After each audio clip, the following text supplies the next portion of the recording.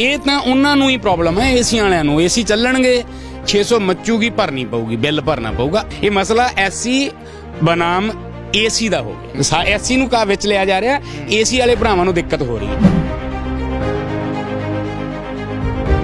ਸਾਡੇ ਲੋਕਾਂ ਨੂੰ ਪੜ੍ਹਨ ਦਾ ਅਧਿਕਾਰ ਨਹੀਂ ਸੀ, ਸਾਡੇ ਲੋਕਾਂ ਨੂੰ 12 ਵਜੇ ਤੋਂ ਪਹਿਲਾਂ ਘਰੋਂ ਨਿਕਲਣ ਦਾ ਅਧਿਕਾਰ ਨਹੀਂ ਸੀ। ਵੱਡੀ ਜਾਤੀ ਵਾਲੇ ਬੰਦੇ ਦੇ ਉੱਤੇ ਸਾਡੀ ਪਰਛਾਈ ਵੀ ਪੈ ਜਾਂਦੀ ਸੀ ਤਾਂ ਐਂ ਸਮਝਿਆ ਜਾਂਦਾ ਵੀ ਉਹ ਪਿੱਟਿਆ ਗਿਆ। ਸਾਡੇ ਗਲਾਂ 'ਚ ਕੁੱਜੇ ਹੁੰਦੇ ਸੀ, ਅਸੀਂ ਖੰਘ ਨਹੀਂ ਸਕਦੇ ਸੀ, ਅਸੀਂ ਸਾਹ ਨਹੀਂ ਲੈ ਸਕਦੇ। ਖੰਘਾਰ ਸਾਡੇ ਬਜ਼ੁਰਗ ਇੱਥੇ ਇਕੱਠਾ ਕਰਦੇ ਸਾਰੇ ਦਿਨ ਦਾ।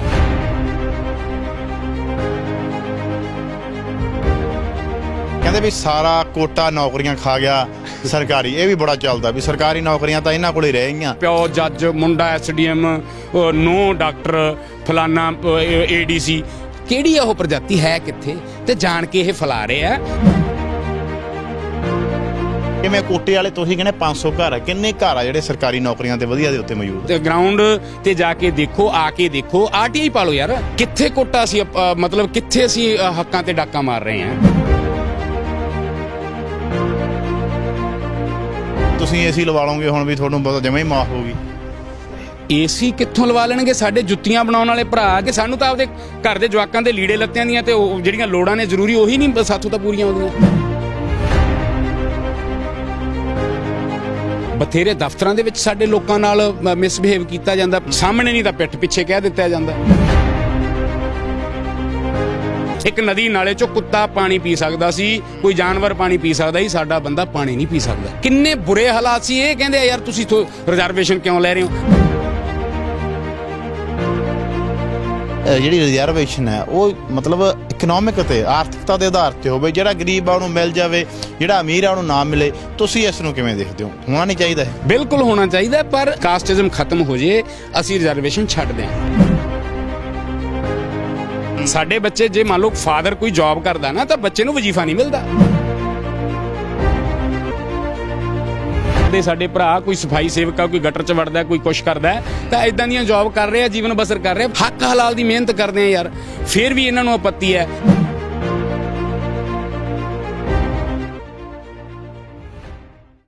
ਪੰਜਾਬ ਦੇ ਵਿੱਚ ਆਮ ਆਦਮੀ ਪਾਰਟੀ ਦੀ ਸਰਕਾਰ ਬਣੀ ਤਾਂ ਆਮ ਆਦਮੀ ਪਾਰਟੀ ਦੀ ਸਰਕਾਰ ਬਣਨ ਤੋਂ ਪਹਿਲਾਂ ਇੱਕ ਵਾਅਦਾ ਕੀਤਾ ਸੀ, ਇੱਕ ਗਰੰਟੀ ਦਿੱਤੀ ਸੀ ਕਿ ਹਰ ਪਰਿਵਾਰ ਨੂੰ 1 ਮਹੀਨੇ ਦੀ 300 ਯੂਨਿਟ ਬਿਜਲੀ ਮੁਫਤ ਦਿੱਤੀ ਜਾਵੇਗੀ। ਤਾਂ ਉਹਦਾ ਐਲਾਨ 16 ਤਰੀਕ ਨੂੰ ਪੰਜਾਬ ਦੇ ਮੁੱਖ ਮੰਤਰੀ ਭਗਵੰਤ ਸਿੰਘ ਮਾਨ ਵੱਲੋਂ ਕਰ ਦਿੱਤਾ ਗਿਆ। ਉਹਨਾਂ ਨੇ ਕਿਹਾ ਕਿ 2 ਮਹੀਨਿਆਂ ਦੀ 600 ਯੂਨਿਟ ਬਿਜਲੀ ਹਰ ਪਰਿਵਾਰ ਨੂੰ ਮਿਲੇਗੀ। ਨਾਲ ਇੱਕ ਅਗਲੀ ਜਿਹੜੀ ਸ਼ਰਤ ਉਹਨਾਂ ਨੇ ਕਹੀ ਹੈ ਕਿ ਜਿਹੜਾ SC BC ਫਰੀडम ਫਾਈਟਰ ਪਰਿਵਾਰ ਹੈ ਉਹਨਾਂ ਨੂੰ 600 ਤੋਂ ਉੱਪਰ ਜੋ ਯੂਨਿਟਾਂ ਮਚਾਉਣਗੇ ਜਾਂ ਜਿਹੜੀਆਂ ਬਾਲਣਗੇ ਉਹਨਾਂ ਦਾ ਹੀ ਬਿੱਲ ਆਵੇਗਾ। ਯਾਨੀ ਕਿ 600 ਯੂਨਿਟ ਮਾਫ ਹੋ ਜਾਵੇਗੀ। ਜੇ 605 ਹੋਣਗੀਆਂ ਤਾਂ 5 ਦਾ ਬਿੱਲ ਆਵੇਗਾ, 10 ਹੋਣਗੀਆਂ 10 ਦਾ ਬਿੱਲ ਆਵੇਗਾ। ਪਰ ਜੋ ਜਰਨਲ ਵਰਗ ਹੈ ਉਸ ਨੂੰ 605 ਹੋਈਆਂ ਤਾਂ 605 ਦਾ ਹੀ ਬਿੱਲ ਆਵੇਗਾ। 601 ਵੀ ਹੋ ਗਈ ਤਾਂ 601 ਦਾ ਹੀ ਪੂਰੇ ਦਾ ਬਿੱਲ ਆਵੇਗਾ। ਇਸ ਤੋਂ ਬਾਅਦ ਵਿਵਾਦ ਚੱਲਿਆ ਹੋਇਆ, ਕਿਹਾ ਜਾ ਰਿਹਾ ਕਿ ਪੱਖਪਾਤ ਹੋ ਰਿਹਾ ਹੈ ਪੰਜਾਬ ਦੇ ਵਿੱਚ, ਜਿਹੜਾ ਕਿ 2 ਤਰੀਕੇ ਦੀ ਆਮ ਆਦਮੀ ਪਾਰਟੀ ਨੇ ਜਿਹੜੀ ਪਾਲਿਸੀ ਹੈ ਲਾਗੂ ਕੀਤੀ ਹੈ। ਲੋਕਾਂ ਵੱਲੋਂ ਵੀ ਇਤਰਾਜ਼ ਜਤਾਇਆ ਜਾ ਰਿਹਾ ਕਿ ਸਭ ਨਾਲ ਇੱਕੋ ਜਿਹਾ ਵਿਹਾਰ ਹੋਣਾ ਚਾਹੀਦਾ, SC BC ਵਾਲਾ ਕੋਟਾ ਹੀ ਖਤਮ ਹੋਣਾ ਚਾਹੀਦਾ। ਕੀ ਲੋੜ ਹੈ ਇਸ ਦੀ? ਆਰਥਿਕਤਾ ਦੇ ਆਧਾਰ ਤੇ ਕੋਟਾ ਹੋਵੇ। ਇਸ ਵਿਸ਼ੇ ਤੇ ਗੱਲਬਾਤ ਕਰਾਂਗੇ। ਸਾਡੇ ਨਾਲ SC ਸਮਾਜ ਦੇ ਵਿੱਚੋਂ ਜਿਹੜੇ ਮੌਜੂਦਾ MC ਡਾਕਟਰ ਬਲਵਿੰਦਰ ਸਿੰਘ ਨੇ, ਉਹਨਾਂ ਨਾਲ ਗੱਲਬਾਤ ਕਰਦੇ ਹਾਂ ਕਿ ਕਿਸ ਤਰੀਕੇ ਦੇ ਨਾਲ, ਕਿਉਂਕਿ ਕੋਟੇ ਤੇ ਸਵਾਲ ਉੱਠਦੇ ਆ। ਕੋਟਾ ਇਹਨਾਂ ਨੂੰ ਵੀ ਪੁੱਛਦੇ ਆ ਕਿ ਕੋਈ ਜ਼ਰੂਰੀ ਹੈ ਜਾਂ ਆਰਥਿਕਤਾ ਦੇ ਆਧਾਰ ਤੇ ਹੋ ਜਾਵੇ ਤਾਂ ਉਹਦੇ ਕੀ ਮਹੱਤਵ ਹੋਣਗੇ, ਜਾਂ ਜੋ ਮਿਲ ਰਿਹਾ ਉਹਦੇ ਨਾਲ ਕੀ ਫਾਇਦਾ ਹੈ, ਨੁਕਸਾਨ ਹੈ। ਇਸ ਤੇ ਵੀ ਗੱਲਬਾਤ ਕਰਾਂਗੇ, ਉਹਨਾਂ ਦਾ ਪੱਖ ਲਵਾਂਗੇ। ਬਲਵਿੰਦਰ ਜੀ ਸਵਾਗਤ ਹੈ ਤੁਹਾਡਾ। ਬਹੁਤ ਬਹੁਤ ਧੰਨਵਾਦ ਜੀ ਤੁਹਾਡਾ। ਬਲਵਿੰਦਰ ਜੀ ਕਿਵੇਂ ਦੇਖਦੇ ਹੋ ਬਿਜਲੀ ਵਾਲੇ ਮਸਲੇ ਤੋਂ ਬਾਅਦ ਬੜਾ ਵਿਵਾਦ ਉੱਠਿਆ ਹੋਇਆ? ਕਿਹਾ ਜਾ ਰਿਹਾ ਕਿ ਜੀ ਜਿਹੜਾ ਕੋਟਾ ਹੈ ਇਹ ਆਰਥਿਕਤਾ ਦੇ ਬੜੇ ਜਰਨਲ ਵੀ ਗਰੀਬ ਹੈ, ਇਕੱਲੇ SC ਥੋੜੀ SC ਬੜੇ ਆ ਜਿਹੜੇ ਨੌਕਰੀਆਂ ਤੇ ਬੈਠੇ ਆ, ਸਾਰਾ ਟੱਬਰ ਲੱਗਿਆ ਹੋਇਆ। ਇਹਦੇ 'ਚ ਜਿਹੜੀ ਆਹ ਤੁਸੀਂ ਗੱਲ ਕਰ ਰਹੇ ਹੋ, ਮੈਂ ਵੀ ਸਮਝ ਗਿਆ ਕਿ ਇੱਕ ਸੋਸ਼ਲ ਮੀਡੀਆ ਤੇ ਚੱਲ ਰਹੀ ਹੈ ਕਿ ਬਾਪ ਜੱਜ, ਪਤਨੀ ਉਹਦੀ SDM, ਬੇਟਾ ਉਹਦਾ ਮੇਰੇ ਖਿਆਲ ਦੇ ਵਿੱਚ ਤਹਿਸੀਲਦਾਰ, ਇੱਦਾਂ ਕਰਕੇ ਡਾਕਟਰ, ਹੈ ਨਾ। ਇੱਕ ਇੱਦਾਂ ਦੀ ਪ੍ਰਜਾਤੀ ਮੈਂ ਦੇਖੀ ਨਹੀਂ। ਇਹ ਜਿਹੜੀ ਪ੍ਰਜਾਤੀ ਦੀ ਉਹ ਗੱਲ ਕਰ ਰਹੇ ਨੇ, ਮੇਰੇ ਮਹੱਲੇ ਅੰਬੇਦਕਰ ਨਗਰ ਦੀ ਗੱਲ ਕਰੀਏ, ਵਾਰਡ ਨੰਬਰ 15, 16, 17 ਸਾਡੇ ਲਾਈਨੋਂ ਪਰ ਤਕਰੀਬਨ ਸਲਮ ਬਸਤੀਆਂ ਨੇ। ਇਹਨਾਂ ਦੇ ਵਿੱਚ ਸਰਵੇ ਕੀਤਾ ਜਾਵੇ, ਸਮੁੱਚੇ ਸ਼ਹਿਰ ਦੇ ਵਿੱਚ ਹੀ ਸਰਵੇ ਕੀਤਾ ਜਾਵੇ ਕਿ ਇਹ ਪ੍ਰਜਾਤੀ ਹੈਗੀ ਹੈ ਕਿ ਸਿਰਫ ਇੱਕ ਜਿਹੜੇ ਉਹ ਮਾਸਟਰਮਾਈਂਡ ਲੋਕ ਜਿਨ੍ਹਾਂ ਨੇ ਪਹਿਲਾਂ 5000 ਸਾਲ ਸਾਡੇ ਤੇ ਰਾਜ ਕੀਤਾ, ਸਾਨੂੰ ਨਰਕ ਭਰੀ ਜ਼ਿੰਦਗੀ ਜਿਉਣ ਲਈ ਮਜਬੂਰ ਕੀਤਾ ਸੀ। ਇਹ ਉਹਨਾਂ ਦੀ ਆਈਡੀਓਲੋਜੀ ਹੈ, ਉਹ ਝੂਠੀਆਂ ਚੀਜ਼ਾਂ ਫੈਲਾ ਰਹੇ ਨੇ। ਐਦਾਂ ਦੀ ਬਿਲਕੁਲ ਹਕੀਕਤ ਨਹੀਂ ਹੈ ਭਰਾਵੋ। ਸਾਡੇ ਲੋਕਾਂ ਨੂੰ ਕੋਲੇ ਤਾਂ 4 ਕਲਾਸ ਜੌਬ ਮਸਾਂ ਮਿਲਦੀ ਹੈ, 3rd ਕਲਾਸ ਮਸਾਂ ਜੌਬ ਹੈ। ਇਹ ਗਰਾਊਂਡ ਦੀ ਹਕੀਕਤ ਤੋਂ ਪਰੇ ਦੀਆਂ ਗੱਲਾਂ ਨੇ। ਆ ਗਈ ਗੱਲ ਬਿਜਲੀ ਮਾਫੀ ਦੀ ਜੀ। ਬਿਜਲੀ ਮਾਫੀ ਦੇ ਵਿੱਚ ਸਾਡੇ ਤੋਂ 400 ਯੂਨਿਟ ਨਹੀਂ ਮੱਚਦੀ। ਸਾਡੇ SC BC OBC ਪਰਿਵਾਰ ਨੇ ਜਿਹੜੇ ਇੱਥੇ ਤੁਸੀਂ 5 ਸਾਲ ਦੀ ਡਿਟੇਲ ਕਢਾ ਲਓ ਵਾਰਡ ਨੰਬਰ 17 ਦੀ, 15 16 17 ਦੀ, ਕੱਲੇ SC ਪਰਿਵਾਰ ਦੀ ਡਿਟੇਲ ਕਢਵਾ ਲਓ ਵੀ ਉਹਨਾਂ ਨੇ ਕਦੋਂ ਜਿਹੜੀ 400 ਯੂਨਿਟ ਬਾਲੀ ਹੈ 2 ਮਹੀਨਿਆਂ 'ਚ। ਸਾਥੋਂ 400 ਨਹੀਂ ਮੱਚਦੀ। ਸਾਡੇ ਚੱਲਦਾ ਕੀ ਹੈ, ਪੱਖਾ ਕੂਲਰ ਤੇ 2 ਪੱਖੇ, ਆਪਣਾ 2 ਬਲਬ, ਹੋਰ ਕੀ ਹੈ। ਇਹ ਰੌਲਾ ਉਹ ਪਾ ਰਿਹਾ ਜਿਨ੍ਹਾਂ ਦੇ ਘਰਾਂ 'ਚ AC ਲੱਗੇ ਹੋਏ ਨੇ। ਉਹ ਰੌਲਾ ਪਾ ਰਿਹਾ ਵੀ ਯਾਰ ਸਾਡੇ AC ਚੱਲਣਗੇ ਤੇ ਸਾਥੋਂ ਤਾਂ 600 ਮੱਚੂ, ਸਾਨੂੰ ਬਿੱਲ ਭਰਨਾ ਪਊ। ਇਹ ਪ੍ਰੋਬਲਮ ਉਹਨਾਂ ਨੂੰ ਆ, ਸਾਨੂੰ ਕੋਈ ਪ੍ਰੋਬਲਮ। ਸਾਥੋਂ 600 ਕਿੱਥੋਂ, ਸਾਥੋਂ 400 ਨਹੀਂ ਮੱਚਦੀ। ਹਕੀਕਤ ਆ ਹੈ, ਇਹ ਉਹਨਾਂ ਨੂੰ ਹੀ ਪ੍ਰੋਬਲਮ ਆ ਰਹੀ ਹੈ, ਉਹਨਾਂ ਨੂੰ ਬਿੱਲ ਭਰਨੇ ਪੈਣਗੇ। ਇਹ ਸਰਕਾਰ ਦੀ ਜੋ ਪਾਲਿਸੀ ਹੈ, ਚਲੋ ਸਰਕਾਰ ਨੇ ਆਪਦੇ ਮੁਤਾਬਕ ਜੋ ਬਣਾਈ ਹੈ ਤਾਂ ਉਹਨਾਂ ਨੇ ਉਹ ਲਾਗੂ ਕੀਤੀ ਹੈ, ਉਹਨਾਂ ਨੇ ਵਾਅਦਾ ਕੀਤਾ ਸੀ ਲਾਗੂ ਕਰਤੀ, ਅੱਛੀ ਗੱਲ ਹੈ। ਪਰ ਇਹ ਪ੍ਰੋਬਲਮ ਸਾਨੂੰ ਨਹੀਂ ਹੈਗੀ ਇਸ ਗੱਲ ਤੋਂ, ਉਹਨਾਂ ਨੂੰ ਆ ਜਿਨ੍ਹਾਂ ਦੇ AC ਚੱਲਣੇ ਆ ਸਾਡੇ। ਮੈਂ ਬਾਏਕਾਸਟ ਕਿਸੇ ਨੂੰ ਨਹੀਂ ਕਹਾਂਗਾ। ਇੱਥੇ ਤੁਸੀਂ ਵਾਰਡ ਨੰਬਰ 15 16 17 ਦਾ ਸਰਵੇ ਕਰ ਲਓ, ਮੇਰੇ ਵਾਰਡ ਨੰਬਰ 17 ਦਾ ਸਰਵੇ ਕਰ ਲਓ, 500 ਘਰ ਹੈ, 5% AC ਹੈ ਨਹੀਂ। 25 AC ਮੇਰੇ ਮਹੱਲੇ ਚੋਂ ਨਿਕਲ ਆਉਣ, ਮੈਂ ਨੀਵੀਂ ਥਾਂ ਤੇ ਬਹਿ ਜਾਊਂਗਾ, ਗਰੰਟੀ ਹੈ। ਸਾਡੇ ਲੋਕਾਂ 'ਚ AC ਕਿਹਦੇ ਆ? ਸਾਡੇ ਮਸਾ ਰੇਅਰ 500 ਘਰਾਂ 'ਚ 10 AC ਮਿਲਣਗੇ, ਸਰਵੇ ਕਰ ਲਓ। ਤਾਂ ਸਾਨੂੰ ਤਾਂ ਆਪੱਤੀ ਨਹੀਂ ਹੈ ਇਸ ਗੱਲ ਤੋਂ। ਆਪੱਤੀ ਉਹਨਾਂ ਨੂੰ ਆ ਜਿਨ੍ਹਾਂ ਨੂੰ ਆਇਆ ਵੀ ਸਾਡੇ 2-2 3-3 AC ਚੱਲਣੇ ਆ, ਸਾਨੂੰ ਬਿਜਲੀ 600 ਤੋਂ ਵੱਧ ਮੱਚ ਜੂਗੀ, ਸਾਨੂੰ ਬਿੱਲ ਭਰਨਾ ਪਊ, ਤਾਂ ਇਹ ਫਲਾਈ ਜਾ ਰਹੀ ਹੈ ਗੱਲ। ਇਹ ਮਸਲਾ ਮਤਲਬ SC ਤੇ AC ਦਾ ਹੋ ਗਿਆ, SC ਤੇ ਜਰਨਲ ਦਾ ਨਹੀਂ। ਬਿਲਕੁਲ ਹਕੀਕਤ ਹੈ, ਤੁਹਾਡੇ ਵਰਡ ਜਮਾਂ ਸਹੀ ਨੇ। ਇਹ ਮਸਲਾ SC ਬਨਾਮ AC ਦਾ ਹੋ ਗਿਆ। SC AC ਦਾ ਹੋ ਗਿਆ, ਨਾ ਕਿ ਇਹਨੂੰ ਮਤਲਬ ਕਾਸਟ ਨਾਲ ਤਾਂ ਜੋੜਿਆ ਹੀ ਜਾ ਰਿਹਾ। SC ਨੂੰ ਵਿੱਚ ਲਿਆ ਜਾ ਰਿਹਾ, AC ਵਾਲੇ ਭਰਾਵਾਂ ਨੂੰ ਦਿੱਕਤ ਹੋ ਰਹੀ ਹੈ, ਹੋਰ ਕੋਈ ਦਿੱਕਤ ਨਹੀਂ। ਬਿਲਕੁਲ। ਅੱਛਾ, ਇੱਕ ਜਿਹੜਾ ਚੱਲਦਾ ਹੈ ਕਿ ਜਿਹੜੀ ਰਿਜ਼ਰਵੇਸ਼ਨ ਹੈ ਉਹ ਮਤਲਬ ਇਕਨੋਮਿਕ ਤੇ ਆਰਥਿਕਤਾ ਦੇ ਆਧਾਰ ਤੇ ਹੋਵੇ, ਜਿਹੜਾ ਗਰੀਬ ਆ ਉਹਨੂੰ ਮਿਲ ਜਾਵੇ, ਜਿਹੜਾ ਅਮੀਰ ਆ ਉਹਨੂੰ ਨਾ ਮਿਲੇ। ਤੁਸੀਂ ਇਸ ਨੂੰ ਕਿਵੇਂ ਦੇਖਦੇ ਹੋ? ਹੋਣਾ ਨਹੀਂ ਚਾਹੀਦਾ ਇਹ? ਬਿਲਕੁਲ ਹੋਣਾ ਚਾਹੀਦਾ, ਮੈਂ ਸਹਿਮਤ ਹਾਂ, ਬਿਲਕੁਲ ਹੋਣਾ ਚਾਹੀਦਾ। ਪਰ ਬਾਬਾ ਸਾਹਿਬ ਦੇ ਸੰਵਿਧਾਨ ਦੇ ਵਿੱਚ ਕੀ ਲਿਖਿਆ?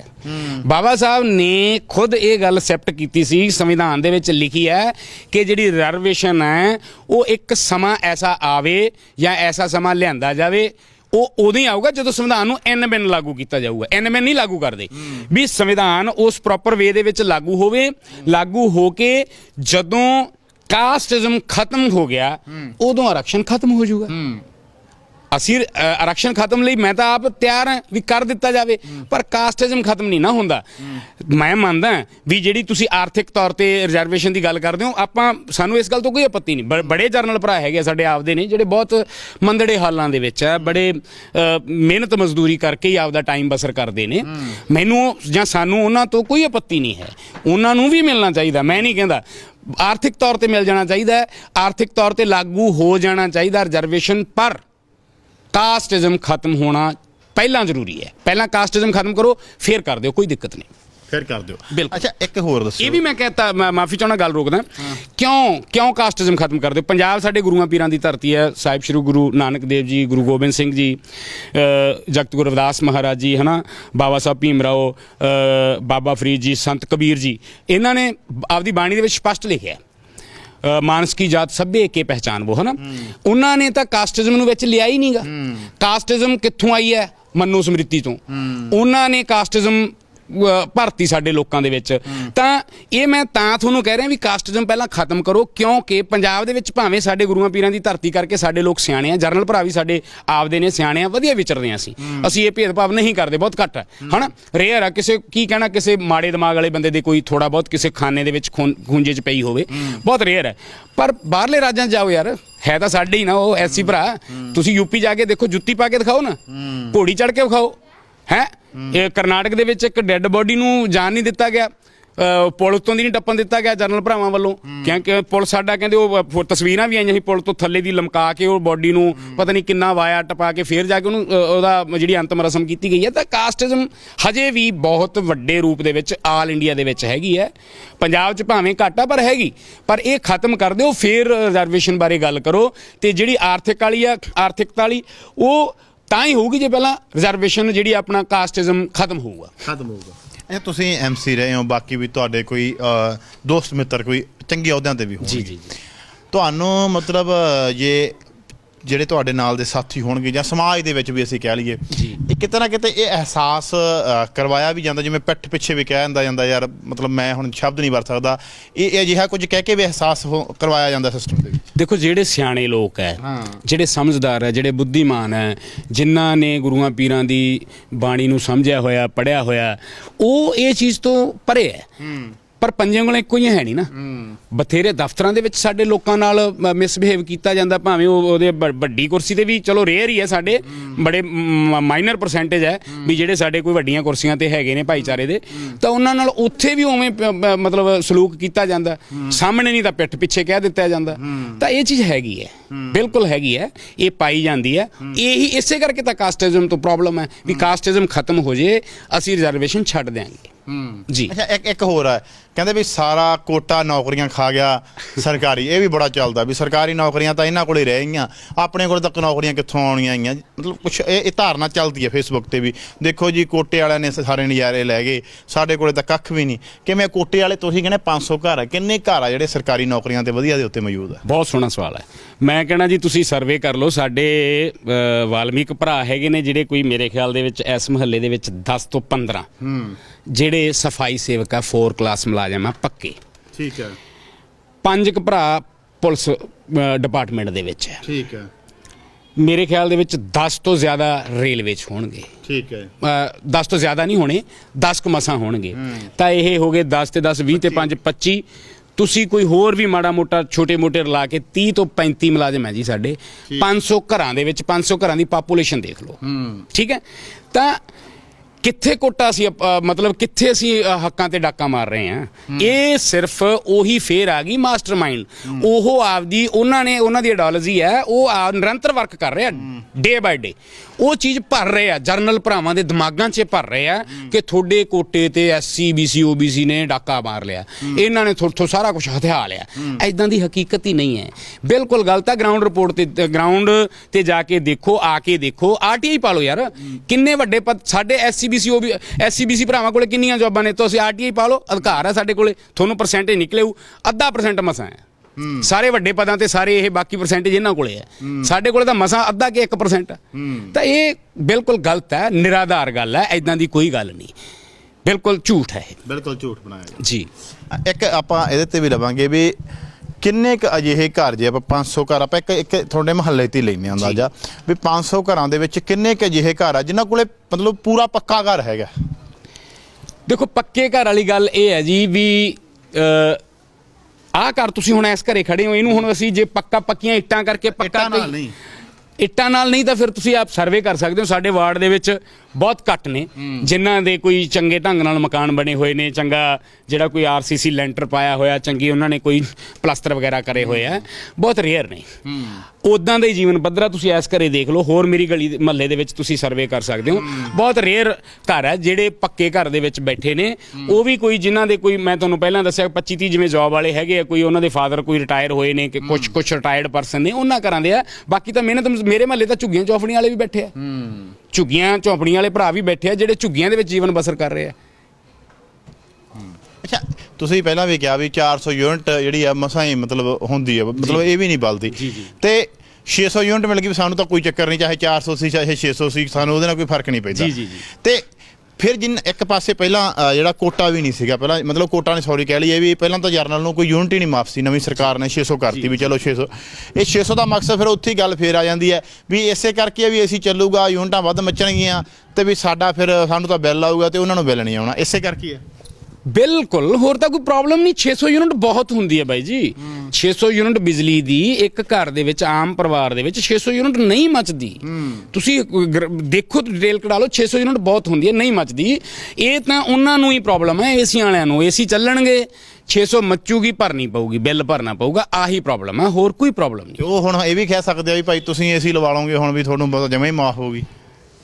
ਏਸੀ ਕਿੱਥੋਂ ਲਵਾ ਲੈਣਗੇ? ਸਾਡੇ ਜੁੱਤੀਆਂ ਬਣਾਉਣ ਵਾਲੇ ਭਰਾ ਜਿਨ੍ਹਾਂ ਦੇ ਹੱਥ ਛੱਲੀ ਹੋਏ ਪਏ ਆ, ਵੱਜ ਕੇ ਆ ਰਹਾ ਜੁੱਤੀਆਂ ਬਣਾ ਕੇ ਜੀਵਨ ਬਸਰ ਕਰਦੇ ਆ। ਕੋਈ ਰਿਕਸ਼ਾ ਚਲਾ ਕੇ ਜੀਵਨ ਬਸਰ ਕਰਦਾ, ਕੋਈ ਤੜਕੇ ਤੋਂ ਲੈ ਕੇ ਦਿਹਾੜੀ ਹੱਥ ਨੇ ਆ ਕੇ ਗਰਮੀ ਦੇ ਵਿੱਚ ਇੰਨੀ ਦੇ ਵਿੱਚ ਆ ਕੇ ਮਸਾਂ 300-400 ਰੁਪਇਆ ਕਮਾ ਕੇ ਲਿਆਉਂਦੇ ਆ। ਕਿੰਨੀ ਮਹਿੰਗਾਈ ਹੈ, ਸਿਲੰਡਰ ਗੈਸ ਦਾ ਕਿੰਨੇ ਰੁਪਏ ਰੇਟ ਹੈ, ਪੈਟਰੋਲ ਡੀਜ਼ਲ ਕਿੱਥੇ ਪਹੁੰਚ ਗਿਆ। ਹੋਰ ਹਰੇਕ ਸਬਜ਼ੀਆਂ ਦੇਖ ਲਓ, ਕਿੱਥੋਂ ਅਸੀਂ ਏਸੀ ਲਵਾ ਲਾਂਗੇ? ਸਾਨੂੰ ਤਾਂ ਆਪਦੇ ਘਰ ਦੇ ਜਵਾਕਾਂ ਦੇ ਲੀੜੇ ਲੱਤਿਆਂ ਦੀਆਂ ਤੇ ਜਿਹੜੀਆਂ ਲੋੜਾਂ ਨੇ ਜ਼ਰੂਰੀ ਉਹੀ ਨਹੀਂ ਸਾਥੋਂ ਤਾਂ ਪੂਰੀਆਂ ਆਉਂਦੀਆਂ। ਸਾਡੇ ਕੋਲੇ ਕਿਹੜੀਆਂ ਜ਼ਮੀਨ ਜਾਤਾਂ, ਸਾਡੇ ਕਿਹੜੇ ਪੈਟਰੋਲ ਪੰਪ ਕਾਰਖਾਨੇ ਆ ਸਾਡੇ ਕੋਲ? ਹਕੀਕਤ ਹੈ ਇਹ, ਤੁਸੀਂ ਡੋਰ ਟੂ ਡੋਰ ਸਰਵੇ ਕਰ ਲਓ। ਤਾਂ ਇਹ ਸਾਡੇ ਤੋਂ ਸਾਡੇ ਏਸੀ ਦੀ ਤਾਂ ਅਸੀਂ ਤਾਂ ਐਂ ਚੰਗੇ ਆ, ਠੀਕ ਆ। ਸਾਡੇ ਤੋਂ ਆਹ ਜਿਹੜੀ 400-600 ਆਈ ਜਾਂਦੀ ਹੈ ਯੂਨਿਟ, ਸਾਡੇ ਲੋਕ ਖੁਸ਼ ਨੇ। ਅੱਛਾ, ਇੱਕ ਮੈਂ ਹੋਰ ਸਵਾਲ ਪੁੱਛੂੰਗਾ ਵੀ 500 ਘਰਾਂ ਦੇ ਵਿੱਚ ਕਿੰਨੇ ਅਜਿਹੇ ਘਰ ਹੈ ਜੀ ਜਿਨ੍ਹਾਂ ਦੇ ਕੋਲ ਮੰਨ ਲਓ ਇੱਕ ਅੰਦਾਜ਼ਨ ਵੀ 10 ਤੋਂ 15 ਲੱਖ ਦੀ ਪ੍ਰਾਪਰਟੀ ਘੱਟੋ ਘੱਟ ਹੋਵੇ? ਸਰਵੇ ਕਰ ਲਓ ਜੀ, ਸਰਵੇ ਕਰ ਲਓ। ਸਾਡੇ ਇੱਧਰ ਤੁਸੀਂ ਜ਼ਮੀਨ ਦਾ ਰੇਟ ਦੇਖ ਲਓ, ਜਿਹਦੇ ਕੋਲੇ ਆਪਦੀ ਹੈਗੀ ਆ, ਮੰਨ ਲਓ ਆ ਜੇ ਕੋਈ 2-4 ਮਰਲੇ ਹੈਗੇ, ਜੇ ਉਸੇ ਨੂੰ ਤੁਸੀਂ 15-20 ਲੱਖ ਦਾ ਬਣਾਉਣਾ ਤਾਂ ਬਣਾ ਲਓ। ਹੋਰ ਕਿਸੇ ਕੋਲੇ ਬੈਂਕ ਬੈਲੈਂਸ, ਮੇਰਾ ਬੈਂਕ ਬੈਲੈਂਸ ਦੇਖ ਲਓ ਤੁਸੀਂ, ਹੋਰ ਭਰਾਵਾਂ ਦਾ ਜਿਹੜੇ ਸਾਡੇ ਲੋਕ ਆ ਉਹਨਾਂ ਦਾ ਦੇਖ ਲਓ। ਜੀਵਨ ਬਸਰ ਤਾਂ ਮਸਾ ਹੁੰਦਾ ਜੀ। ਕਿੱਥੇ ਕਿਹਦੇ ਕੋਲੇ ਪ੍ਰਾਪਰਟੀਆਂ ਇੱਥੇ ਨਹੀਂ ਹੈ, ਬਿਲਕੁਲ ਨਹੀਂ ਹੈ। ਸਰਵੇ ਕਰ ਲਓ, ਕੋਈ ਰੇਅਰ ਪਰਸਨ ਹੋਣਗੇ, ਰੇਅਰ ਵੀ ਉਹ ਵੀ ਜਿਹਦਾ ਮੰਨ ਲਓ ਪਹਿਲਾਂ ਕੋਈ ਸਾਡੇ ਪੂਰਵਜ ਕੋਈ ਜੌਬ ਕਰਦੇ ਸੀ, ਦਾਦਾ ਜੀ ਸੀ, ਗਾਂ ਮੰਨ ਲਓ ਉਹਨਾਂ ਦਾ ਬੇਟਾ ਜੇ ਜੌਬ ਤੇ ਚੜ ਗਿਆ ਤੇ ਗਾਂ ਉਹਨਾਂ ਦਾ ਜੇ ਕੋਈ ਪੋਤਾ ਜਾਂ ਪੋਤੀ ਕੋਈ ਜੌਬ ਤੇ। ਇੱਕ ਹੋਰ ਗੱਲ ਕਰਦੇ ਹਾਂ, ਇੱਕ ਗੱਲ ਆਈ ਜਾਂਦੀ ਹੈ ਕਿ ਜਿਹੜੀ ਉਹ ਤੁਸੀਂ ਕੋਟੇ ਦੀ ਗੱਲ ਕਰੀ ਸੀ, ਵਾਪਸ ਲੈ ਕੇ ਆ ਰਹੇ ਹਾਂ ਗੱਲ, ਕਿ ਇਹਨਾਂ ਦੇ ਸਾਰੀ ਨੌਕਰੀਆਂ ਮੰਨ ਲਓ ਬੇਟਾ, ਦਾਦਾ, ਬੇਟਾ, ਫਿਰ ਪੋਤਾ, ਗਾਂ ਦੀ ਗਾਂ ਜੌਬ ਵਾਲੇ, ਤੇ ਇਹਨਾਂ ਨੂੰ ਰਾਖਵਾਂਕਰਨ ਮਿਲੀ ਜਾਂਦਾ। ਰਾਖਵਾਂਕਰਨ ਕੱਲੀ ਕਾਸਟ ਦੇ ਵਿੱਚ ਮਿਲਦਾ, ਸਹੂਲਤ ਕੋਈ ਨਹੀਂ ਮਿਲਦੀ। ਕਿਉਂਕਿ ਉਹ ਇਨਕਮ ਦੀ ਜਿਹੜੀ ਕੰਡੀਸ਼ਨ ਹੈ ਸਰਕਾਰ ਦੀ, ਉਹਦੇ 'ਚ ਆ ਜਾਂਦੇ ਆ ਬੱਚੇ। ਸਾਡੇ ਬੱਚੇ ਜੇ ਮੰਨ ਲਓ ਫਾਦਰ ਕੋਈ ਜੌਬ ਕਰਦਾ ਨਾ, ਤਾਂ ਬੱਚੇ ਨੂੰ ਵਜ਼ੀਫਾ ਨਹੀਂ ਮਿਲਦਾ, ਕਿਉਂਕਿ ਉਹ ਇਨਕਮ ਉਹਦੀ ਵੱਧ 'ਚ ਆ ਜਾਂਦੀ ਹੈ, ਰੇਸ਼ੋ ਦੇ ਵਿੱਚ ਆ ਜਾਂਦਾ, ਉਹਨੂੰ ਵਜ਼ੀਫਾ ਨਹੀਂ ਮਿਲਦਾ, ਉਹਨੂੰ ਜਿਹੜੀਆਂ ਸਹੂਲਤਾਂ ਹੈਗੀਆਂ ਨੇ ਉਹ ਨਹੀਂ ਮਿਲਦੀਆਂ। ਠੀਕ ਹੈ ਨਾ? ਉਹਨੂੰ ਬਿਜਲੀ ਯੂਨਿਟ ਦੀ ਆ ਗਈ, ਲੈ ਲਓ ਹੁਣ 400-600 ਕਹੀ ਜਾਂਦੇ ਹੋ। ਜੇ ਕੋਈ EMPLOYE ਹੈਗਾ ਨਾ ਸਾਡੇ, ਚਾਹੇ 4 ਕਲਾਸ ਵੀ ਹੈ, ਉਹਨੂੰ 400-600 ਨਹੀਂ ਮਿਲਣੀ, ਉਹਨੂੰ ਬਿੱਲ ਭਰਨਾ ਪੈਣਾ। ਹਕੀਕਤ ਹੈ, ਇਹ ਵੀ ਇੱਕ ਗੱਲ ਗੌਰ ਕਰਨ ਵਾਲੀ ਹੈ। ਤਾਂ ਇਹ ਬੜੇ ਮਾਸਟਰਮਾਈਂਡ ਲੋਕ ਆ ਜਿਹੜੇ ਝੂਠੀਆਂ ਚੀਜ਼ਾਂ ਫੈਲਾ ਰਹੇ ਆ। ਸਾਨੂੰ ਸਤਰਕ ਰਹਿਣਾ ਚਾਹੀਦਾ, ਸਾਨੂੰ SC BC OBC ਜਰਨਲ ਭਰਾਵਾਂ ਨੂੰ ਇਕੱਠੇ ਹੋ ਕੇ ਰਹਿਣਾ ਚਾਹੀਦਾ। RSS ਦੀ ਆਈਡੀਓਲੋਜੀ ਚੋਂ ਨਿਕਲ ਕੇ ਗਰਾਊਂਡ ਤੇ ਵਧੀਆ ਢੰਗ ਨਾਲ ਸਾਨੂੰ ਇਕਜੁੱਟ ਹੋ ਕੇ ਅੱਗੇ ਵਧਣਾ ਚਾਹੀਦਾ। ਸਾਡੇ SC ਭਰਾਵਾਂ BC ਭਰਾਵਾਂ ਲਈ ਤਾਂ ਮੇਰੀ ਇਹ ਬੇਨਤੀ ਹੈ, ਬੱਚਿਆਂ ਲਈ ਬਾਈ ਪੜ੍ਹੋ, ਜੁੜੋ, ਬਾਬਾ ਸਾਹਿਬ ਦੇ ਸੁਪਨੇ ਤੇ ਅਮਲ ਕਰੋ, ਤੇ ਆਪਦੇ ਜਿਹੜੇ ਅਧਿਕਾਰ ਆ ਇਹਨਾਂ ਨੂੰ। ਆਪੱਤੀ ਵੀ ਤਾਂ ਹੀ ਹੋ ਰਹੀ ਹੈ, ਆਪੱਤੀ ਕਿਉਂ ਹੋ ਰਹੀ ਹੈ? ਕਿ ਸਾਡੇ ਲੋਕ ਹੁਣ ਵੱਧ ਰਹੇ ਆ, ਜਾਗਰੂਕ ਹੋ ਰਹੇ ਆ, ਆਪਦੇ ਹੱਕਾਂ ਤੋਂ ਜਾਣੂ ਹੋ ਗਏ ਆ, ਤਾਂ ਹੀ ਉਹ ਜ਼ਿਆਦਾ ਤੇਜ਼ ਰਫ਼ਤਾਰ ਨਾਲ ਫੈਲਾ ਰਹੇ ਆ। ਪਿਓ ਜੱਜ, ਮੁੰਡਾ SDM, ਨੋ ਡਾਕਟਰ, ਫਲਾਨਾ ADC, ਕਿਹੜੀ ਆ ਉਹ ਪ੍ਰਜਾਤੀ ਹੈ ਕਿੱਥੇ? ਤੇ ਜਾਣ ਕੇ ਇਹ ਫੈਲਾ ਰਹੇ ਆ ਵੀ ਜਿਹੜੇ ਜਰਨਲ ਭਰਾ ਨੇ ਉਹਨਾਂ ਦੇ ਦਿਮਾਗ 'ਚ ਇਹ ਚੀਜ਼ ਚੜ ਜੇ, ਪਿਕਚਰ ਪੱਕੀ ਹੋ ਜੇ ਕਿ SC ਭਰਾ ਹੀ ਸਾਰਾ ਕੁਝ ਡਾਕਾ ਮਾਰੀ ਜਾਂਦੇ, ਹਰੇਕ ਥਾਂ ਤੇ SC ਭਰਾਵਾਂ ਨੂੰ ਦਿੱਤਾ ਜਾ ਰਿਹਾ। ਅੱਛਾ, ਇੱਕ ਮੈਂ ਹੁਣ ਸਵਾਲ ਲਊਂਗਾ, ਆਖਰੀ ਸਵਾਲ ਹੈ ਕਿ ਸੰਵਿਧਾਨ ਤੋਂ ਪਹਿਲਾਂ ਜੇ ਆਪਾਂ ਗੱਲ ਕਰਨੀ ਹੋਵੇ ਜੀ, ਉਦੋਂ ਪਹਿਲਾਂ ਤੁਸੀਂ ਪੜ੍ਹਿਆ ਵੀ ਹੋਊਗਾ ਕਿਤਾਬਾਂ ਦੇ ਵਿੱਚ ਵੀ, ਕੀ ਹਾਲਾਤ ਸੀ SC ਭਾਈਚਾਰੇ ਦੀ? ਦਲਿਤ ਵੀ ਕਹਿ ਦਿੱਤਾ ਜਾਂਦਾ ਹੈਗਾ, ਤੇ ਕੀ ਹਾਲਾਤ ਸੀ, ਕਿਉਂ ਇਹ ਕੋਟਾ ਦੇਣਾ ਪਿਆ, ਕਿਹੜੇ ਹਾਲਾਤ ਵਿੱਚੋਂ ਕੱਢਿਆ ਹੈਗਾ? ਬਹੁਤ ਸੋਹਣਾ ਸਵਾਲ ਹੈ। ਸਾਡੇ ਪਰਿਵਾਰ ਦੇ ਵਿੱਚੋਂ ਕੋਈ ਬੱਚਾ MA ਕਰ ਜੇ, BA ਕਰ ਜੇ, ਡਬਲ MA ਕਰ ਜੇ, ਆਪਣਾ PhD ਕਰ ਲੇ, ਤਾਂ ਸਾਡਾ ਸਿਰ ਜਿਹੜਾ ਫਖਰ ਨਾਲ ਉੱਚਾ ਹੋ ਜਾਂਦਾ ਵੀ ਸਾਡਾ ਬੇਟਾ PhD ਕਰ ਗਿਆ, ਹੈ ਨਾ, ਡਾਕਟਰੇਟ ਕਰ ਗਿਆ। ਕੀ ਉਹ ਜਿਹੜੇ ਬੱਚੇ ਨੇ PhD ਕੀਤੀ ਹੁੰਦੀ ਹੈ, ਉਹਨੂੰ ਇਹ ਗਿਆਨ ਹੀ ਗ੍ਰਹਿਣ ਹੋਇਆ ਵਾ ਹੁੰਦਾ ਵੀ ਉਹਨੇ ਕਾਸਟਿਜ਼ਮ 'ਚ ਚੱਲਣਾ? ਸਿੱਖਿਆ ਇਹ ਨਹੀਂ ਸਿਖਾਉਂਦੀ, ਸਿੱਖਿਆ ਇਕੁਐਲਿਟੀ ਸਿਖਾਉਂਦੀ ਹੈ, ਹੈ ਨਾ। ਤਾਂ ਉਹ ਬਾਬਾ ਸਾਹਿਬ ਭੀਮ ਰਾਓ ਅੰਬੇਦਕਰ ਜੀ ਨੇ ਸੰਵਿਧਾਨ ਲਿਖਿਆ, 32 ਡਿਗਰੀਆਂ ਸੀ, ਹੈ ਨਾ। ਇੰਨਾ ਪੜ੍ਹਿਆ ਲਿਖਿਆ ਅੱਜ ਤੱਕ ਇੰਡੀਆ ਦੇ ਵਿੱਚ ਪਰਸਨ ਮੇਰੇ ਖਿਆਲ 'ਚ ਸਿੰਗਲ ਹੀ ਹੈ, ਹੋਰ ਹੈ ਨਹੀਂ। 14 ਅਪ੍ਰੈਲ ਨੂੰ ਪਿਛਲੇ ਦਿਨੀ ਬਾਬਾ ਸਾਹਿਬ ਦਾ ਬਰਥਡੇ ਟੱਪ ਕੇ ਗਿਆ, ਪੂਰੀ ਦੁਨੀਆ ਨੇ ਹਰਸ਼ੋਲਾਸ ਨਾਲ, ਜੋਸ਼ ਖਰੋਸ਼ ਨਾਲ ਮਨਾਇਆ। ਬਾਹਰਲੇ ਮੁਲਕਾਂ USA, ਕੈਲੀਫੋਰਨੀਆ, ਰਸ਼ੀਆ, ਇਹ ਉਹ ਸਾਰਿਆਂ ਨੇ ਮਨਾਇਆ, ਹੈ ਨਾ। ਤਾਂ ਬਾਬਾ ਸਾਹਿਬ ਨੇ ਜਿਹੜਾ ਸੰਵਿਧਾਨ ਲਿਖਿਆ ਉਹਦੇ 'ਚ ਜਿਹੜੀ ਆ ਰਿਜ਼ਰਵੇਸ਼ਨ ਵਾਲੀ ਗੱਲ, ਜਾਂ ਜਿਹੜਾ ਤੁਸੀਂ ਸਵਾਲ ਕਰਿਆ ਵੀ ਸੰਵਿਧਾਨ ਤੋਂ ਪਹਿਲਾਂ ਵਾਲੀ ਗੱਲ, ਤਾਂ ਬਾਬਾ ਸਾਹਿਬ ਨੇ ਉਹ ਚੀਜ਼ ਦੇਖੀ ਸੀ, ਸਾਡੇ ਲੋਕਾਂ ਦਾ ਮੰਦੜਾ ਹਾਲ ਦੇਖਿਆ ਸੀ। ਸੰਵਿਧਾਨ ਲਾਗੂ ਹੋਣ ਤੋਂ ਜਾਂ ਦੇਸ਼ ਆਜ਼ਾਦ ਹੋਣ ਤੋਂ ਪੂਰੇ 5000 ਸਾਲ ਪਹਿਲਾਂ ਸਾਡੇ ਲੋਕਾਂ ਦੇ ਪਿੰਜਰ ਨਿਕਲੇ ਹੋਏ ਸੀ। ਸਾਡੇ ਲੋਕਾਂ ਨੂੰ ਪੜ੍ਹਨ ਦਾ ਅਧਿਕਾਰ ਨਹੀਂ ਸੀ, ਸਾਡੇ ਲੋਕਾਂ ਨੂੰ 12 ਵਜੇ ਤੋਂ ਪਹਿਲਾਂ ਘਰੋਂ ਨਿਕਲਣ ਦਾ ਅਧਿਕਾਰ ਨਹੀਂ ਸੀ। ਕਿਉਂ? ਕਿਉਂਕਿ ਸੂਰਜ ਜਮਾ ਸਿੱਧਾ ਹੁੰਦਾ ਹੈ 12 ਵਜੇ। ਸਾਡੇ ਬੰਦੇ ਦੀ ਪਰਛਾਈ ਸਾਡੇ ਤੇ ਹੀ ਪਵੇ, ਨਾ ਐ ਨੂੰ ਜਾਵੇ ਨਾ ਐ ਨੂੰ ਜਾਵੇ। ਕਿਉਂ? ਵੀ ਜੇ ਕਿਸੇ ਜਿਹੜਾ ਬ੍ਰਾਹਮਣਵਾਦ ਵੀ ਕਿਸੇ ਉਹਨਾਂ ਦੇ ਉੱਤੇ ਵੱਡੀ ਜਾਤੀ ਵਾਲੇ ਬੰਦੇ ਦੇ ਉੱਤੇ ਸਾਡੀ ਪਰਛਾਈ ਵੀ ਪੈ ਜਾਂਦੀ ਸੀ ਤਾਂ ਐ ਸਮਝਿਆ ਜਾਂਦਾ ਵੀ ਉਹ ਪਿੱਟਿਆ ਗਿਆ ਤੇ ਸਾਨੂੰ ਦੰਡਿਤ ਕੀਤਾ ਜਾਂਦਾ ਸੀ ਹਨਾ। ਸਾਡੇ ਗਲਾਂ 'ਚ ਕੁੱਜੇ ਹੁੰਦੇ ਸੀ, ਅਸੀਂ ਖੰਘ ਨਹੀਂ ਸਕਦੇ ਸੀ, ਅਸੀਂ ਸਾਹ ਨਹੀਂ ਲੈ ਸਕਦੇ, ਖੰਘਾਰ ਸਾਡੇ ਬਜ਼ੁਰਗ ਇੱਥੇ ਹੀ ਇਕੱਠਾ ਕਰਦੇ ਸਾਰੇ ਦਿਨ ਦਾ, ਪਿੱਠ ਪਿੱਛੇ ਮੋਢੇ ਬੰਨੇ ਹੁੰਦੇ ਸੀ ਵੀ ਸਾਡੀ ਪੈੜ ਮਿਟਦੀ ਜਾਵੇ। ਇਹ ਸੀ ਵੀ ਸਾਡੇ ਲੋਕਾਂ ਦੀ ਕਿਸੇ ਗਰੀਬ ਬੰਦੇ ਐਸੀ ਭਰਾ ਦੀ ਪੈੜ ਦੇ ਉੱਤੇ ਜਰਨਲ ਵਰਗ ਜਾਂ ਮੰਨ ਲਓ ਬ੍ਰਾਹਮਣਵਾਦ, ਇਹ ਬ੍ਰਾਹਮਣ ਜਰਨਲ ਇੱਥੇ ਵਰਡ ਨਹੀਂ ਵਰਤਦਾ ਮੈਂ ਕਿਉਂਕਿ ਸਾਰੀ ਬ੍ਰਾਹਮਣਵਾਦ ਦੀ ਖੇਡ ਸੀ, ਤਾਂ ਮਨੂ ਸਮ੍ਰਿਤੀ ਵੀ ਸਾਡੇ ਬੰਦੇ ਦੀ ਪੈੜ ਦੇ ਉੱਤੇ ਜੇ ਉਹਨਾਂ ਦੀ ਪੈੜ ਰੱਖੀ ਜਾਂਦੀ ਸੀ ਤਾਂ ਸਾਨੂੰ ਦੰਡਿਤ ਕੀਤਾ ਜਾਂਦਾ ਸੀ ਤੇ ਆਪਣੇ ਆਪ ਨੂੰ ਕਹਿੰਦੇ ਸਾਨੂੰ ਪਿੱਟੇ ਗਏ ਸੀ ਹਨਾ। ਤਾਂ ਉਹ ਆਪਣੇ ਆਪ ਪਵਿੱਤਰ ਹੁੰਦੇ ਸੀ। ਇੱਕ ਨਦੀ ਨਾਲੇ ਚੋਂ ਕੁੱਤਾ ਪਾਣੀ ਪੀ ਸਕਦਾ ਸੀ, ਕੋਈ ਜਾਨਵਰ ਪਾਣੀ ਪੀ ਸਕਦਾ ਸੀ, ਸਾਡਾ ਬੰਦਾ ਪਾਣੀ ਨਹੀਂ ਪੀ ਸਕਦਾ ਸੀ। ਐਦਾਂ ਦੀ ਦਰਦਰਤਾ ਸੀ, ਪੜ੍ਹ ਨਹੀਂ ਸਕਦੇ ਸੀ, ਸਾਡੀਆਂ ਮਾਵਾਂ ਭੈਣਾਂ ਔਰਤਾਂ ਨਾਲ ਕਿੰਨਾ ਬਦਸਲੂਕੀ ਕੀਤੀ ਜਾਂਦੀ ਸੀ ਹਨਾ। ਬ੍ਰਾਹਮਣਵਾਦ ਦੀ ਖੇਡ ਸੀਗੀ। ਮਤਲਬ ਮੈਂ ਇੱਥੇ ਨਹੀਂ ਬੋਲ ਸਕਦਾ ਵੀ ਇਦਾਂ ਦੇ ਹਾਲਾਤ ਸੀ ਕਿ ਇੱਕ ਦੂਲਾ ਜਿਹੜਾ ਹੈਗਾ ਸਾਡਾ ਭਰਾ ਵਿਆਹ ਕੇ ਆਪਦੀ ਪਤਨੀ ਨੂੰ ਘਰੇ ਨਹੀਂ ਸੀ ਲਿਆ ਸਕਦਾ ਠੀਕ ਹੈ ਨਾ। ਤੇ ਤਨ ਢੱਕਣ ਦਾ ਜਿਹੜਾ ਸਾਡੀਆਂ ਔਰਤਾਂ ਸੀਗੀਆਂ ਉਹਨਾਂ ਨੂੰ ਤਨ ਨਹੀਂ ਢੱਕਣ ਦਾ ਮਤਲਬ ਉਹਨਾਂ ਦੀਆਂ ਛਾਤੀਆਂ ਨੰਗੀਆਂ ਹੁੰਦੀਆਂ ਸੀ। ਮੈਂ ਮਾਫੀ ਚਾਹਣਾ ਪਰ ਇਹ ਹਕੀਕਤ ਹੈ, ਦੁੱਖ ਹੈ ਵੀ ਉਹਨਾਂ ਦੀਆਂ ਛਾਤੀਆਂ ਢੱਕਣ ਦਾ ਅਧਿਕਾਰ ਨਹੀਂ ਸੀ ਉਹਨਾਂ ਨੂੰ ਹਨਾ। ਕਿੰਨੇ ਬੁਰੇ ਹਾਲਾਤ ਸੀ। ਇਹ ਕਹਿੰਦੇ ਯਾਰ ਤੁਸੀਂ ਰਿਜ਼ਰਵੇਸ਼ਨ ਕਿਉਂ ਲੈ ਰਹੇ ਹੋ? ਬਾਬਾ ਸਾਹਿਬ ਕਿਉਂ ਉਹਨੇ ਇੱਕ ਵਾਸਤੇ ਇੱਕ ਕੈਟਾਗਰੀ ਵਾਸਤੇ ਕੰਮ ਨਹੀਂ ਕੀਤਾ, ਉਹਨੇ ਇਕੁਐਲਿਟੀ ਕੀਤੀ ਹੈ, ਸਭ ਨੂੰ ਸੰਵਿਧਾਨ ਦਵਾਏ, ਸਭ ਨੂੰ ਹੱਕ ਦਵਾਇਆ, ਸੌਰੀ ਬਰਾਬਰਤਾ ਦਿੱਤੀ ਆ। ਉਹਨੇ ਕਿਸੇ ਇੱਕ ਵਰਗ ਵਾਸਤੇ ਕੰਮ ਨਹੀਂ ਕੀਤਾ। ਸਾਨੂੰ ਜੇ ਉਹਨੇ ਕੁਝ ਐਕਸਟਰਾ ਦਿੱਤਾ ਤਾਂ ਉਹਦੇ ਪਿੱਛੇ ਸਾਡਾ 5000 ਸਾਲ ਦਾ ਪਿਛੋਕੜ ਖੜਾ, ਇਤਿਹਾਸ ਖੜਾ। ਪੜ੍ਹੋ, ਦੇਖੋ ਕਿੰਨੀ ਦਰਦਰਤਾ ਸੀ ਸਾਡੇ ਨਾਲ, ਕਿੰਨਾ ਨਰਕ ਭਰੀ ਜ਼ਿੰਦਗੀ ਜੀਂਦੇ ਸੀ। ਤਾਂ ਸਾਡਾ ਜੀਵਨ ਪੱਧਰ ਉੱਚਾ ਕਰਨ ਲਈ, ਬਰਾਬਰ ਕਰਨ ਲਈ ਦੂਜਿਆਂ ਦੇ, ਤਾਂ ਸਾਨੂੰ ਜਿਹੜੇ ਇਹ ਅਧਿਕਾਰ ਦਿੱਤੇ ਗਏ ਨੇ। ਹਕੀਕਤ ਹੈ ਮਤਲਬ ਨਰਕ ਭਰੀ ਜ਼ਿੰਦਗੀ ਦੇ ਵਿੱਚੋਂ ਵਾਪਸ ਆਏ ਆ, ਉਹ ਕੁਝ ਵਾਪਸ ਆਏ ਆ ਜੀ। ਹਜੇ ਵੀ ਪਿੱਛੇ ਆ, ਹਜੇ ਵੀ ਬਹੁਤ ਪਿੱਛੇ ਆ, ਬਿਲਕੁਲ ਪਿੱਛੇ ਆ। ਕਿਉਂਕਿ ਜਿਵੇਂ ਮੈਂ ਤੁਹਾਨੂੰ ਦੱਸਿਆ ਵੀ ਰੇਸ਼ੋ ਕਢਾ ਲਓ ਤੁਸੀਂ ਆਰਟੀਆਈ ਪਾ ਕੇ, ਕਿੰਨੇ ਵੱਡੇ ਪਦਾਂ ਤੇ ਸਾਡੇ ਲੋਕ ਹੈ, 1% ਵੀ ਨਹੀਂ ਹੈਗੇ ਹਨਾ। ਤਾਂ ਅਸੀਂ ਤਾਂ 3 ਕਲਾਸ 4 ਕਲਾਸ ਜੌਬ ਕਰਦੇ, ਸਾਡੇ ਭਰਾ ਕੋਈ ਸਫਾਈ ਸੇਵਕਾ, ਕੋਈ ਗਟਰ 'ਚ ਵੜਦਾ, ਕੋਈ ਕੁਛ ਕਰਦਾ, ਤਾਂ ਇਦਾਂ ਦੀਆਂ ਜੌਬ ਕਰ ਰਹੇ ਆ, ਜੀਵਨ ਬਸਰ ਕਰ ਰਹੇ ਆ। ਪਰ ਸਾਨੂੰ ਫਿਰ ਵੀ ਕੋਈ ਆਪੱਤੀ ਨਹੀਂ, ਠੀਕ ਹੈ। ਪਰ ਅਸੀਂ ਐਂ ਕਹਿੰਦੇ ਆ ਵੀ ਯਾਰ ਸਾਡੇ ਆਰਕਸ਼ਣ ਤੇ ਸਵਾਲ ਨਾ ਉਠਾਇਆ ਕਰੋ, ਸਾਡੇ ਰਿਜ਼ਰਵੇਸ਼ਨ ਤੇ ਉਹਨੂੰ ਕੇਂਦਰ ਬਿੰਦੂ ਨਾ ਬਣਾਇਆ ਕਰੋ। ਜੋ ਹਕੀਕਤ ਹੈ ਉਸ ਗੱਲ ਨੂੰ ਸਮਝਿਆ ਕਰੋ। ਹਾਂਜੀ, ਇੱਕ ਹੋਰ ਗੱਲ ਜਿਹੜੀ ਮੈਂ ਤੁਹਾਨੂੰ ਕਹਿਣਾ ਚਾਹੁੰਦਾ ਸੀ ਕਿ ਜਿਵੇਂ ਹੁਣ ਝੋਨੇ ਲੱਗਣੇ ਆ, ਕਣਕ ਦਾ ਸੀਜ਼ਨ ਖਤਮ ਹੋ ਗਿਆ, ਅੱਗੇ ਜਾ ਕੇ ਝੋਨੇ ਲੱਗਣੇ ਆ। ਤਾਂ ਝੋਨੇ ਲੱਗਣ ਵੇਲੇ ਜਿਹੜਾ ਹੈ ਸਾਡੇ ਜ਼ਿਮੀਂਦਾਰ ਭਰਾ ਸਾਡੇ ਆਪਦੇ ਨੇ, ਸਤਿਕਾਰਯੋਗ ਨੇ, ਰਿਸਪੈਕਟ ਕਰਦੇ ਆ, ਏਜੰਡੇ ਪੈਣਗੇ, ਪੰਚਾਇਤਾਂ ਏਜੰਡੇ ਪਾਣਗੀਆਂ ਵੀ ਇੰਨੇ ਰੁਪਈਆਂ ਤੋਂ ਵੱਧ ਕਿੱਲੇ ਦੀ ਜਿਹੜੀ ਹੈ ਝੋਨਾ ਲਵਾਈ ਨਹੀਂ ਦੇਣੀ ਹਨਾ। ਹੋਰ ਵੀ ਜਿਹੜੇ ਸੀਜ਼ਨ ਜਿਹੜੀਆਂ ਮਤਲਬ ਜਿਵੇਂ ਫਸਲਾਂ ਆਉਂਦੀਆਂ ਤਾਂ ਉਦੋਂ ਇਹ ਚੀਜ਼ਾਂ ਹੁੰਦੀਆਂ ਨੇ। ਯਾਰ ਕੀ ਕਰਨਗੇ ਸਾਡੇ ਲੋਕ, ਕਿੱਥੇ ਜਾਣਗੇ? ਇੰਨੀ ਗਰਮੀ ਦੇ ਵਿੱਚ ਝੋਨਾ ਲਾਉਣਾ, ਕੋਡੀ ਢੂਈ ਖੜ ਕੇ ਸਾਰਾ ਦਿਨ ਹਨਾ। ਤਾਂ ਮਤਲਬ ਐ ਨਹੀਂ ਆਪਾਂ ਸ਼ਬਦ ਨਹੀਂ ਬੋਲ ਸਕਦੇ ਵੀ ਕਿੰਨੀ ਜ਼ਿਆਦਾ ਬੰਦੇ ਨੂੰ ਤਕਲੀਫ ਹੁੰਦੀ ਹੈ। ਹੱਕ ਹਲਾਲ ਦੀ ਮਿਹਨਤ ਕਰਦੇ ਆ ਯਾਰ, ਫਿਰ ਵੀ ਇਹਨਾਂ ਨੂੰ ਆਪੱਤੀ ਹੈ। ਤੇ ਨਾਲ ਇਹ ਏਜੰਡੇ ਪਾ ਦਿੱਤੇ ਜਾਂਦੇ ਵੀ ਗਾਂ ਜਿਹੜੇ ਹੁਣ ਆਹ ਝੋਨਾ ਲਵਾਉਣਾ ਜਾਂ ਨਰਮਾ ਚੁਗਣਾ, ਇੰਨੇ ਰੁਪਈਆਂ ਤੋਂ ਵੱਧ ਕਿੱਲੇ ਦੀ ਜਿਹੜੀ ਤੁਹਾਨੂੰ ਨਹੀਂ ਦਿੱਤੀ ਜਾਣੀ। ਜਦੋਂ ਕਿ ਮਹਿੰਗਾਈ ਹੈ ਜਿਹੜੀ ਉਹ ਮਤਲਬ ਸਾਡੇ ਨੱਕੋ ਨੱਕ ਅਸੀਂ ਭਰ ਚੁੱਕੇ ਹਾਂ। ਸਿਲੰਡਰ ਕਿੱਥੇ ਜਾ ਵੜਿਆ, ਡੀਜ਼ਲ ਪੈਟਰੋਲ ਕਿੱਥੇ ਜਾ ਵੜਿਆ, ਹਰੇਕ ਚੀਜ਼ ਹੈ ਜਿਹੜੀ। ਸਬਜ਼ੀਆਂ ਦੇਖ ਲਓ ਤੁਸੀਂ ਹੁਣ ਇਸ ਟਾਈਮ, ਸਬਜ਼ੀਆਂ ਇੰਨੀਆਂ ਜ਼ਿਆਦਾ ਮਹਿੰਗੀਆਂ ਹੋ ਗਈਆਂ ਕਿ ਗਰੀਬ ਲੋਕ ਚਟਨੀ ਨਾਲ ਰੋਟੀ ਖਾਣ ਲਈ ਮਜਬੂਰ ਹੋ ਗਏ।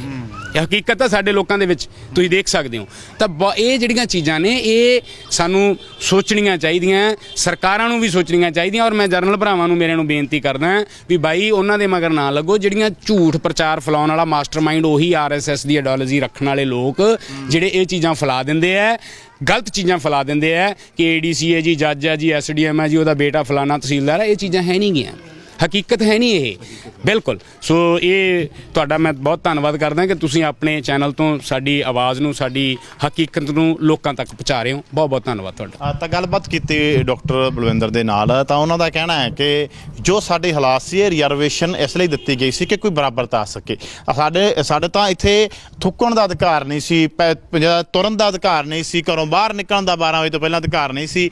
ਤਾਂ ਉਹ ਚੀਜ਼ਾਂ ਦੇ ਵਿੱਚੋਂ ਅਸੀਂ ਨਿਕਲੇ। ਨਾਲ ਹੀ ਉਹਨੇ ਇੱਕ ਚੈਲੰਜ ਵੀ ਕੀਤਾ ਕਿ ਸਾਡੇ ਘਰਾਂ ਦੇ ਵਿੱਚ ਆ ਜਾਓ, ਜੇਕਰ ਤੁਹਾਨੂੰ 5% ਘਰਾਂ ਦੇ ਵਿੱਚ ਤੋਂ ਜ਼ਿਆਦਾ ਜੀ AC ਮਿਲ ਜਾਵੇ, ਜੇਕਰ ਸਾਡੇ ਘਰਾਂ ਦੇ ਵਿੱਚ ਤੁਹਾਨੂੰ 200 ਯੂਨਿਟ 400 ਯੂਨਿਟ ਸਰਕਾਰ ਮਾਫ ਦਿੰਦੀ ਸੀ, ਉਸ ਤੋਂ ਜ਼ਿਆਦਾ ਕਿਤੇ ਬਿੱਲ ਆਇਆ ਮਿਲ ਜਾਵੇ, ਸਾਨੂੰ ਤੁਸੀਂ ਜੋ ਮਰਜ਼ੀ ਕਹਿ ਲਓ। ਪਰ ਸਾਡੇ ਤਾਂ ਕਹਿੰਦੇ ਸਾਨੂੰ ਤਾਂ 400 ਹੀ ਬਹੁਤ, ਸਾਨੂੰ 600 ਦੀ ਵੀ ਜ਼ਰੂਰਤ ਨਹੀਂ, ਸਾਨੂੰ ਸਰਕਾਰ ਨੇ ਪਹਿਲਾਂ ਹੀ ਬਹੁਤ ਦਿੱਤੀ ਹੈ। ਸਾਡਾ ਉਹ ਜਿਹੜੀ ਹੈ ਬਲਦੀ ਨਹੀਂ, ਕਿਉਂਕਿ ਸਾਡੇ ਘਰਾਂ ਵਿੱਚ ਇੱਕ ਕੂਲਰ, 2 ਪੱਖੇ ਤੇ 2 ਬਲਬ ਹੁੰਦੇ ਆ। ਤਾਂ ਸਾਡੇ AC ਮੈਂ ਪੁੱਛਿਆ ਤਾਂ ਉਹ ਕਹਿੰਦੇ AC ਦਾ ਵੀ ਤੁਸੀਂ ਸਰਵੇ ਕਰ ਲਓ, ਦੇਖ ਲਓ ਕਿ ਸਾਡੇ ਘਰਾਂ ਵਿੱਚ ਕਿੰਨੇ AC ਹੈ। ਕੈਮਰਾ ਪਰਸਨ ਹਿਮਤਾਜ ਢਿੱਲੋਂ ਦੇ ਨਾਲ ਇੰਦਰਜੀਤ ਸਿੱਧੂ, ਲੋਕ ਆਵਾਜ਼ TV।